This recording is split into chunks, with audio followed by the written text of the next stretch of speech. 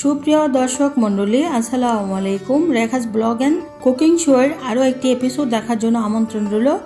আজকের এপিসোডে থাকছে পারফেক্টভাবে মিষ্টি দইয়ের রেসিপি। যাদের মিষ্টি দই জমে না তারা আমার আজকের রেসিপিটি দেখে পারফেক্টভাবে এই মিষ্টি দইটি ঘরে তৈরি করে নিতে পারবেন। তাও আবার মাত্র 1 ঘন্টার মধ্যে আপনারা এই দইটি তৈরি করে নিতে পারবেন। আর আমার সকল টিপস যদি ফলো করেন ইনশাল্লাহ আপনারাও এমন মজাদার পারফেক্ট মিষ্টি দই তৈরি করে নিতে পারবেন। চুলায় আমি একটি হাঁড়ি বসিয়েছি, এর মধ্যে আমি ফুল ক্রিম দুধ দিয়ে দিচ্ছি 1 কেজি। আপনারা চাইলে গরুর দুধ দিয়েও করে নিতে পারেন, কিন্তু প্যাকেটের দুধও কিন্তু কোনো অংশে কম না। তো দুধটা দিয়ে চুলাটা জ্বালিয়ে আমি অনবরত নেড়ে যাচ্ছি যেন হাঁড়ির তলানিতে না লেগে যায়। অনেক সময় কিন্তু দুধ জাল করতে গেলে না নাড়লে নিচে বসে যায়, অবশ্যই আপনারা এভাবে নাড়তে থাকবেন। তো ভালো করে নেড়ে চেড়ে আমি এই পর্যায়ে দুধটা যখন একটু গরম হয়ে আসছে এই পর্যায়ে আমি 2 টেবিল চামচ দুধ নিয়েছি। এর মধ্যে 1 টেবিল চামচ আমি গুঁড়া দুধ দিয়ে দিচ্ছি। অবশ্যই এগুলো কিন্তু ফলো করবেন। গুঁড়া দুধটা দিয়ে ভালো করে মিশিয়ে নিচ্ছি। আপনারা চাইলে 10 টাকা দামের একটা প্যাকেট এনে এভাবে করে দুধের সাথে মিশিয়ে নেবেন, কোনোভাবে যেন পানি অ্যাড না হয় দুধের মধ্যে। তো এই দুধটা মিশিয়ে এখন আমি এই দুধটার সাথে মিলিয়ে দিচ্ছি, এই দুধের সাথে দিয়ে দিচ্ছি, দিয়ে আবার অনবরত নেড়ে নিচ্ছি। দুধটাকে আমি ভালো করে জাল করে নিচ্ছি আর সাইডের সরগুলো আমি কাচিয়ে নিচ্ছি এভাবে করে চামচ দিয়ে সুন্দরভাবে। দেখুন কীরকম ঘন হয়ে গিয়েছে। তো এখন আমি ক্যারামেল করব। এরকম পাতলা সিলভারের হাঁড়ির মধ্যে করতে চেষ্টা করবেন। ক্যারামেলটা করলে তাড়াতাড়ি হয় এবং সুন্দর একটি ক্যারামেল হয়ে যায়। এখানে আমি 1 কাপ চিনি দিয়ে দিচ্ছি। চিনিটা দিয়ে 2 টেবিল চামচ পানি দিয়ে দিচ্ছি। দিয়ে কিন্তু আমি সাথে সাথে নাড়ছি না, খুব বেশি নাড়াচাড়া করলে কিন্তু ক্যারামেল ভালো হয় না। তো এভাবে করে যখন সাইড দিয়ে কালার হয়ে আসছে তখন আমি কিন্তু নেড়ে চেড়ে দিচ্ছি। খুব অল্প সময়ের মধ্যে কিন্তু ক্যারামেলটা হয়ে যাচ্ছে। আর অনেকে বলে ক্যারামেলের নাকি দুধ দিলে ছানা হয়ে যায়, এটা কখনো হবে না। ভালো করে ক্যারামেলটা করে আপনারা দুধটা ঢেলে দিবেন। দুধটা ঢেলে দিয়েছি। তো এই পর্যায়ে আমি নেড়ে চেড়ে নিচ্ছি ক্যারামেলের সাথে। এতে দেখে দিচ্ছি ক্যারামেলটা কিন্তু দলা বেঁধে গিয়েছে, কিন্তু দুধের সাথে নাড়তে নাড়তে ক্যারামেলটা দুধের সাথে মিলে যাবে আর দুধটাও ঘন হয়ে যাবে এবং কালারটাও চেঞ্জ হয়ে আসতেছে। তো এভাবে করে আমি নেড়ে চেড়ে আরও 5 মিনিট জাল করে নিচ্ছি। আমি দুধটাকে কিন্তু অবশ্যই ভালো করে জাল করে ঘন করে নিতে হবে। তো এদিক দিয়ে আমি চুলাতে দুধটা লো আঁচে রেখে এখানে 1 কাপ টক দই নিয়ে আমি ছেঁকে নিচ্ছি পাতলা একটা কাপড় দিয়ে।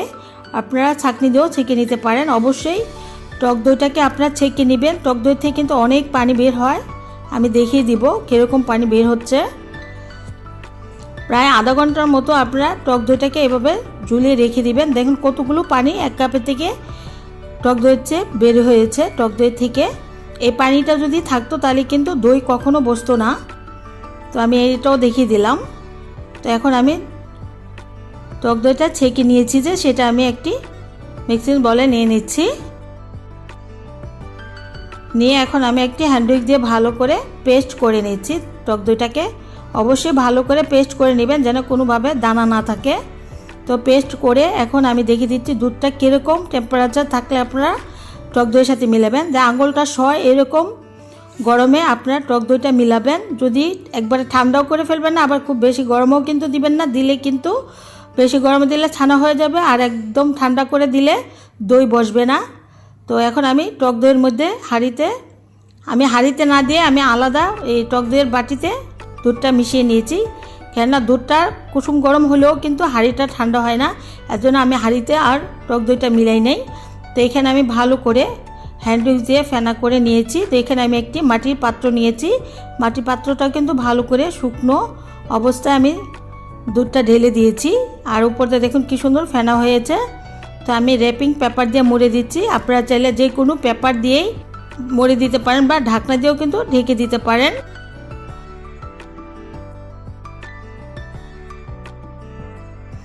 আপনারা চাইলে লেখালেখি কাগজ দিয়েও কিন্তু এভাবে মুড়ে দিতে পারেন। তো চুলার তাপমাত্রা আমি দেখিয়ে দিচ্ছি, একদম লোতে রেখে এর মধ্যে আমি একটি মোটা তাওয়া বসিয়ে দিয়েছি। চুলার তাপমাত্রা দেখিয়ে দিলাম।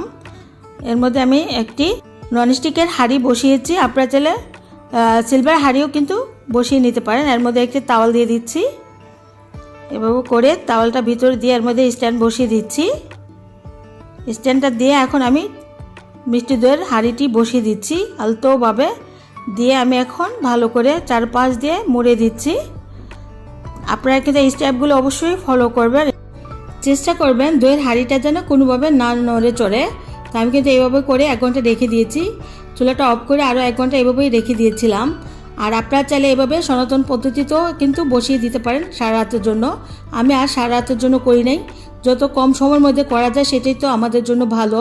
তো এখন আমি দেখিয়ে দিচ্ছি কীরকম পারফেক্টলি দইটি বসছে। তো এই যে দেখুন কি সুন্দর দইটি, আল্লাহর রহমতে মাশাআল্লাহ একদম পারফেক্টলি দইটি বসে গিয়েছে। তো এখন আমি কেটেও দেখিয়ে দিব কীরকম দইটি হয়েছে, দেখতে যেরকম সুন্দর, খেতে অসম্ভব মজা। তো আমি ঘুরিয়ে ফিরিয়ে দেখিয়ে দিচ্ছি কীরকম পারফেক্টলি দইটি বসছে। তো দইটা আমি কেটেও দেখিয়ে দিচ্ছি, ভিতর থেকে যে পারফেক্টলি দইটি বসছে। তো আমি চামচটা তুললেই আপনারা দেখতে পাবেন যে ভিতরে কোনোভাবেই কিন্তু পানি নেই। তো আমার এই দইটা দোকান চেয়ে কোনো অংশে কম হয়নি, বরঞ্চ দোকান চেয়ে আরও বেশি টেস্ট হয়েছে এবং দেখতেও অনেক সুন্দর হয়েছে। আশা করি আপনারা এমন মজাদার মিষ্টি দই তৈরি করে নিতে পারবেন আমার এই রেসিপিটা আপনারা ফলো করলে। তো আশা করি আমার আজকের রেসিপিটা আপনাদের কাছে ভালো লেগেছে। ভালো লাগলে লাইক, কমেন্টস অ্যান্ড শেয়ার বেশি বেশি করে করুন। আর আমার চ্যানেলে নতুন হয়ে থাকলে প্লিজ আমার চ্যানেলটিকে সাবস্ক্রাইব করে আমার চ্যানেলের সাথেই থাকুন। তো আমি এভাবে করে র্যাপিং পেপার দিয়ে আমি রেখে দিচ্ছি 3-4 দিনের জন্য। এটা আমার 3-4 দিনও কিন্তু পানি উঠবে না। আমার আজকের রেসিপিটি এখানেই শেষ করব। আজকের মতো আল্লাহ হাফেজ।